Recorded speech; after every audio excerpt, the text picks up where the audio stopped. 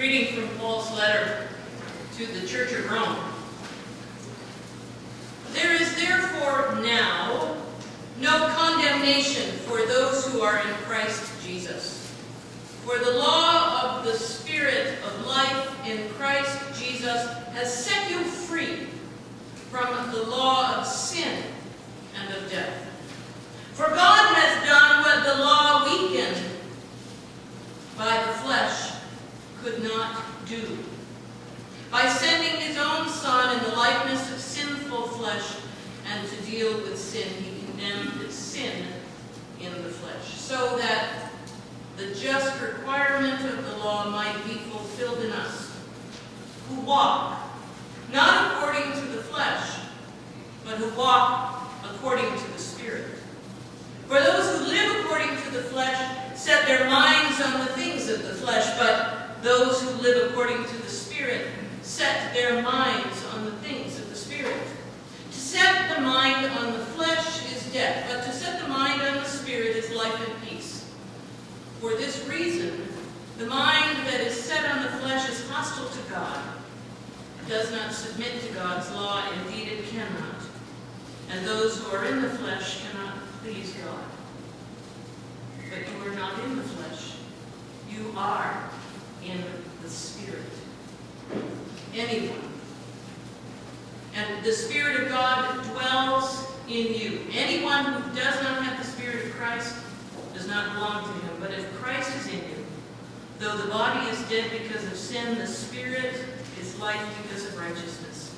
If the Spirit of him who raised Jesus from the dead dwells in you, he who raised the Christ from the dead will give life to your mortal bodies also, through his Spirit that dwells in you. If the Spirit of him who raised Jesus from the dead dwells in you, he who raised Christ from the dead will give life to your mortal bodies also, through his Spirit that dwells in you.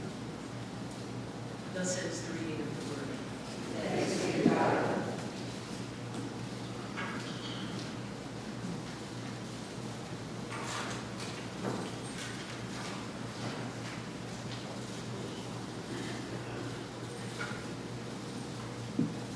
I hope this doesn't feel as pieced together as it feels to me, but just try to go with me, okay? Let's just go.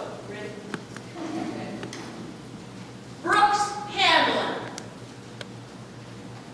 is a character in The Shawshank Redemption, played by James Whitmore. Brooks Hamlin was in Shawshank Prison for 40 years, some incredible period of time.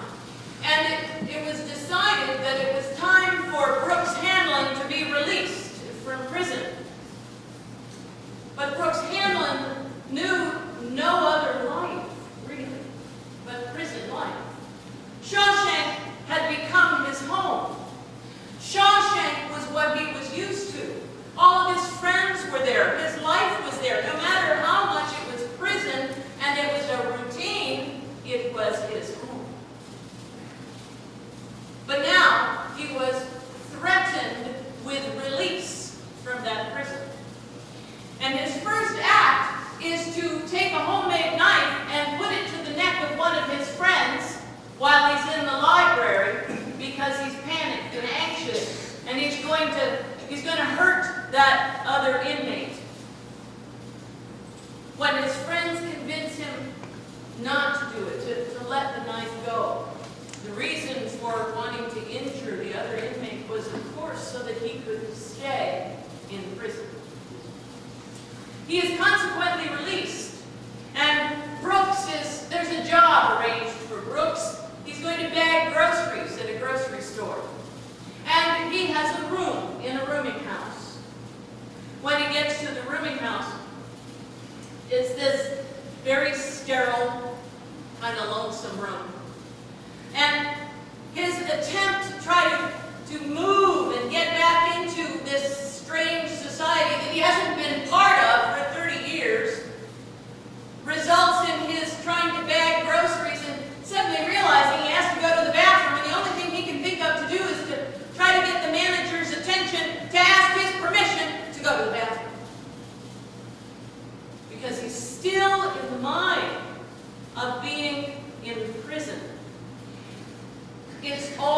that he knows. He writes regular letters to his friends back in prison, and he tells them how his life is going. He can't get used to it. He misses his friends. And eventually, Brooks Hamlin carves his name in the ceiling beam of his little room at the rooming house. It says, Brooks Hamlin was here. And then he hangs himself.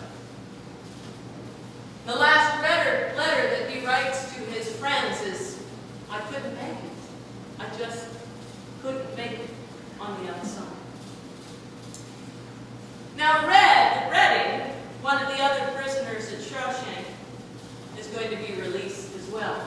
Red Redding is institutionalized like Brooks Hamlin was. Red Redding has been in Shawshank most of his life and doesn't know any other place, really, that he can call home, except Shawshank. Red Redding has a choice. His friend Andy Dufresne is one of the only people who successfully escaped from Shawshank. And he's out, and he issued an invitation to Red Redding. He said, if you are ever released from prison, come to Zihuatanejo, Mexico, and look for me. The other choice is to do exactly what Brooks Hamlin did. When Red is released from prison, a job is arranged for him bagging groceries at a grocery store, and a room is arranged for him in a rooming house, which happens to be exactly the same room that Brooks had. And he enters the room and he sees on the beam of the ceiling Brooks Hamlin was here, in precisely the spot where Brooks had hung himself. Red Redding is trying to start his life again. Red Redding is there at the grocery store bagging the groceries, being polite to the customers and raising his hand to the manager to find out if it's okay to go to the bathroom. Still in that mindset of the Shawshank prison life. The manager keeps saying, you don't have to ask me if you need to go to the head, just go.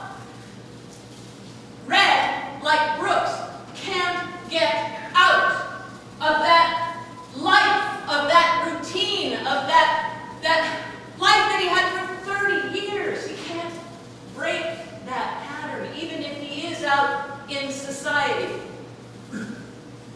Life has passed him by. The cars go a heck of a lot faster than they did when he went into prison, and he's almost hit by one. As he's walking home to the rooming house one night, he passes a pawn shop. And in the window of the pawn shop, there's a gun. And there's a compass. And all we see is Red going into the pawn shop and coming out again. He goes back to the rooming house, and the next thing we see is him standing on the table, carving his name in the ceiling beam. Red Redding was here. And what we say to ourselves, what's he going to do? Oh my God, what's he going to do? Is he going to kill himself too? Did he buy that gun to kill himself? Is he going to hang himself like Brooks? What is he going to do? And the next thing we see is that he has